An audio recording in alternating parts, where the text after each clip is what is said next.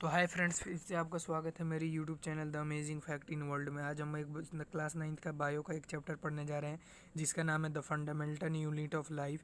ये चैप्टर 5 है, class 9th का बायो का चैप्टर है।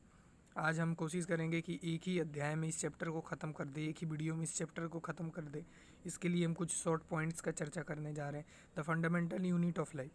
The cell is the basic structural and functional unit of all living organisms. It is the smallest part of the body and an organism which is capable of independent existence and is able to perform all the external function of life. इसका मतलब है कि जो cell है, जो कोशिका है, वो जीवन की संरचनात्मक व मूलभूत इकाई है। इसी से सारे जीव बने हैं, चाहे आप है, चाहे मैं हूँ, चाहे कोई भी है, चाहे पेड़ है, चाहे वो कुछ भी हो, चाहे एनीथिंग हो, एवरीथिंग, कुछ भी हो, वो सब सेल से बने हुए हैं। इस लाइन का मतलब है। अब चलिए दूसरा पढ़ते हैं। The history of cell science began in 1665 with the observation of a thin sections of bottle cork by the English scientist Robert Hooke. तो दोस्तों, इसका मतलब है कि जो सेल का इतिहास है वो कब से बिगिनिंग हुआ, मतलब कब से शुरू हुआ। 1665 से शुरू हुआ। इसकी ऑब्जर्वेशन किसने की थी? इसकी ऑब्जर्वेशन हुई थी रोबोट के, नहीं, वो जो होता है ना कॉर्क का स्लाइस, जो पेड़ का पत्ती का छाल का एक कॉर्क का स्लाइस होता है, उसी से हुआ था। किसने की थी? इंग्लिश साइंटिस्ट रॉबर्ट हुक ने की थी 1665 में। और उन्हें वैसे वो वाला नहीं मिला था, उन्हें जीवित कोशिका नहीं मिली थी, लिविंग वाली कोशिका नहीं मिली थी, वो मृत कोशिका थी, डेथ सेल थी, डेथ सेल उन्हें मिली थी वो। ठीक है ना दोस्तों, उन्होंने डेथ सेल से उन्होंने खोजा था सेल को। अभी उन्हें वो लिविंग वाली सेल नहीं मिली थी, जो अभी जिंदा है, वो वाली सेल नहीं मिली थी, मृत कोशिका मिली थी। तो चलिए दोस्तों, अब दूसरे पॉइंट पे चलते हैं। इन 1838 Matthew Sweden and Theodore swan proposed a basic theory in 1858 another scientist which made an addition to existing of cell। ठीक है, इसका मतलब है कि सेल जो मतलब आए थे, कौन आए थे? स्वीडन और स्वान आए थे। उन्होंने सेल के बारे में उन्होंने थ्योरी एक दी थी। उन्होंने 1838 से काम कर रहे थे और 1858 में जाकर वो सफल हुए थ्योरी देने में सेल के बारे में। और उनका थ्योरी मैं बताता हूँ कौन कौन सा था। पहला थ्योरी था कि सभी पौधे व जीव कोशिका के बने, जो सभी प्लांट्स एंड एनिमल्स है, all plants and animals are made by cell. ठीक है, सभी प्लांट्स एंड जीव जो भी है ऑर्गेनिज्म है, वो सभी कोशिका से बने हुए हैं। कोशिका जीवन की मूल इकाई है। कोशिका इज़ नहीं sorry, cell is a basic unit of life. ठीक है। और उनका था तीसरा पॉइंट कि सभी कोशिकाएं पूर्व निर्मित कोशिकाएं से बनी है। जो सभी कोशिकाएं हैं वो पूर्व निर्मित कोशिकाएं। वायरस जो है, वायरस जो आप वायरस के बारे में सुनते हैं, जैसे खांसी हो गया, जुकाम हो गया, कोरोना वायरस है, चाहे वायरस और भी बहुत सारी चीज़ें हैं, बीमारियां हैं। तो ये जो वायरस है, वायरस कोशिका सिद्धांत का अपवाद है। मतलब वायरस कोशिका सिद्धांत का अपवाद करता है। वो वायरस कहता है कि मैं भाई इन सब चीज़ों को नहीं मानता। वो वायरस जो है कोशिका का नहीं बना होता है। ठीक है, वो किसी और चीज़ का ही बना होता है। क्यों मैंने कहा कि वायरस को किसी कोशिका का नहीं बना होता है? क्योंकि जब आपके शरीर में वायरस जाता है तो और जो मतलब जीवाणु होते हैं, बैक्टीरिया होता है, चाहे प्रोटोजोआ होता है, वो तो अपनी संख्या बढ़ाते हैं ना, वो तो अपना सेल लेके हमारे शरीर के अंदर जाते हैं। लेकिन ये जो है वायरस, ये बिना सेल के अंदर हमारे शरीर, पहले तो ये जो हमारे शरीर के जाने से पहले ये तो मरा हुआ रहता है। जो वायरस है वो तो मरा हुआ रहता है, फिर शरीर के हमारे अंदर जाकर, मैं बताऊँ, हमारे सेल को ही वो अपना सेल डेवलप कर लेता है। लेकिन इसके बदले जो अदर बैक्टीरिया है, जैसे हो गया बैक्टीरिया, हो गया प्रोटोजोआ, हो गया चाहे फंगी हो गया, ये सब क्या करते हैं? ये सब अपना सेल लेके हमारे शरीर के अंदर में जाते हैं। इनका भी सेल होता है। ये सब जैसे बैक्टीरिया, ये सब सेल से बने हैं। बस कोशिका नहीं, सॉरी, बस वायरस को छोड़कर। इसीलिए हम कहते हैं कि वायरस कोशिका जीवन का अपवाद है, इनका कहना भी है, स्वीडन और स्वान का। तो चलिए, ये वाला हो गया अब हमारा पॉइंट। अब दूसरे पॉइंट पे चलते। The postulates of modern theory, the cell of modern theory are: the cell is the smallest unit of structure of all living things. The cell is the unit of function of all living things. All cells arise for pre-existing cell। वही है, इनका भी मतलब वही है जो मैंने अभी कहा था। ठीक है दोस्तों, इसीलिए हम टाइम वेस्ट ना करते हुए अब आगे वाले में बढ़ते हैं, क्योंकि हमारी जल्दी से जल्दी चैप्टर ख़त्म करना है। Cells cells vary cell vary is number examples: single celled amoeba, single cell का मतलब सिंगल सेल वाले जीवों का नाम बोल रहे हैं, amoeba, few cold, spirogyra, and multi sailed human being, मतलब मल्टी सेल बहुकोषी जीव वाले, मतलब मल्टी सेलुलर इन्होंने ऑर्गेनिज्म का नाम बोला है, जैसे हम है human being. They vary is size, examples bacteria are the smallest, nerve cells are the longest, and the ostrich egg is the largest. The very shape example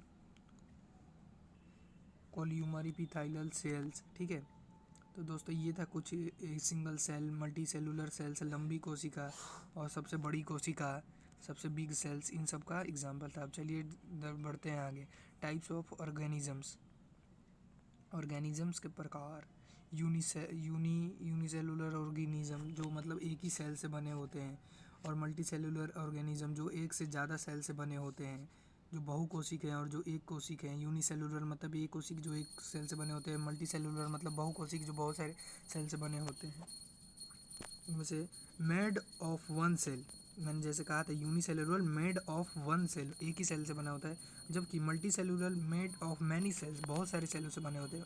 unicellular there is no division of labour, इसमें कोशिका ये जो होता है division of labour का मतलब है इसमें जो श्रम विभाजन होता है। जैसे हमारा शरीर है, हमारे शरीर में क्या क्या है, हमारे शरीर में दिल का अलग काम है, दिमाग का अलग काम है, दिमाग का सोचना है, दिल का धड़कना काम है, लीवर का अलग ही काम है, फिर हमारी किडनी का फिल्टर करना काम है। ऐसे बहुत सारी चीज़ें हैं हमारे शरीर में जिनका अलग अलग काम है, उसमें डिवीज़न होता है, बटा होता है सबका काम, उनका लेबर बटा होता है।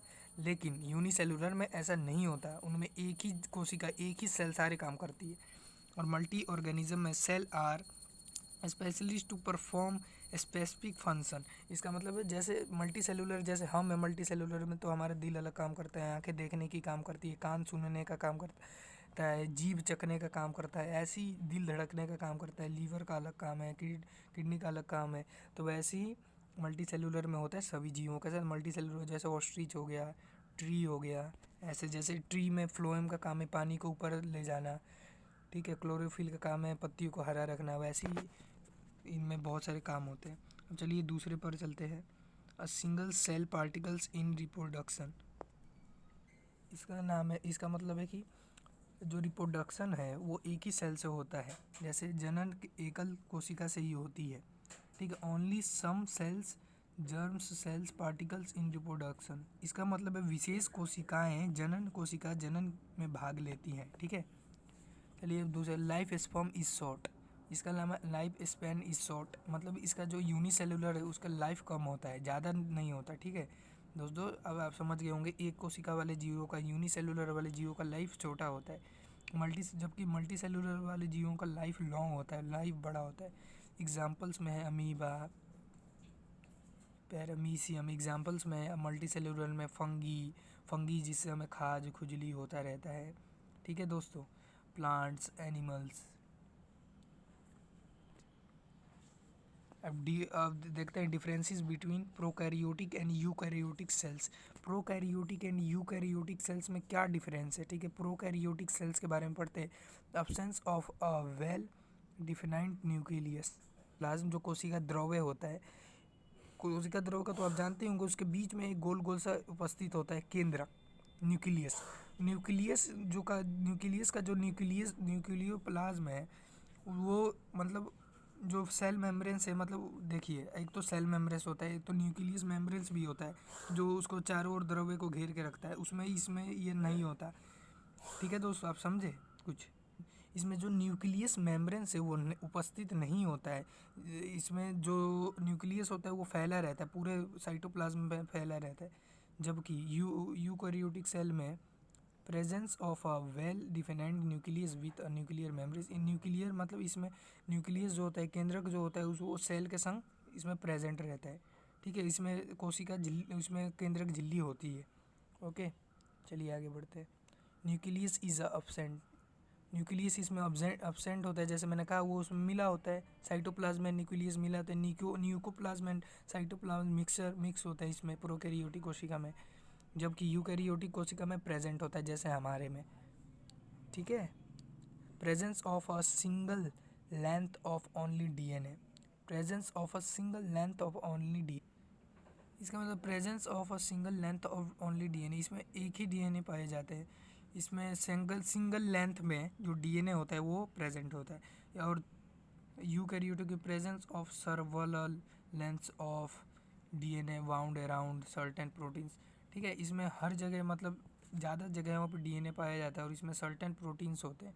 ठीक है दोस्तों, presence of similar ribosomes, presence of smaller ribosomes, इसमें बहुत छोटे छोटे राइबोसोम होते हैं, बहुत छोटे छोटे। प्रेजेंस ऑफ लार्जर राइबोसोम, जो यूकैरियोटिक कोशिका है उसमें बहुत बड़े बड़े राइबोसोम आते हैं। राइबोसोम है, उसका काम क्या है? प्रोटीन संश्लेषण का काम है, वो प्रोटीन बनाता है राइबोसोम बॉडी के लिए। ठीक है, ये प्रोटीन का वैसे खाना भी कहा जाता है इधर। एग्जाम्पल्स में है बैक्टीरिया हो गया, नहीं प्रोकैरियोटिक कोशिका बैक्टीरिया, ब्लू